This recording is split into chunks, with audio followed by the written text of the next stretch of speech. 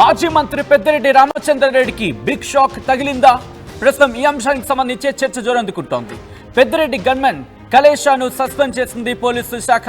విధుల్లో నిర్లక్ష్యంగా ఉన్నాడంటూ తొలగించారు ఎస్పీ. మరి ముఖ్యంగా లిక్కర్ స్కామ్ లో అరెస్ట్ అయి రాజమండ్రి జైల్లో ఉన్నారు ఎంపీ మిథున్ రెడ్డి. ఈ నెల 23న కొడుకు మిథున్ రెడ్డితో పెద్దిరెడ్డి రామచంద్రారెడ్డి ములాఖత్కు వెళ్లారు. మిథున్ రెడ్డికి దిండు, ఇంటి నుంచి భోజనం తీసుకువెళ్లారు పెద్దిరెడ్డి రామచంద్రారెడ్డి. ఇంతవరకు బానే ఉంది, కానీ ఇక్కడే అసలైన విషయం జరిగింది.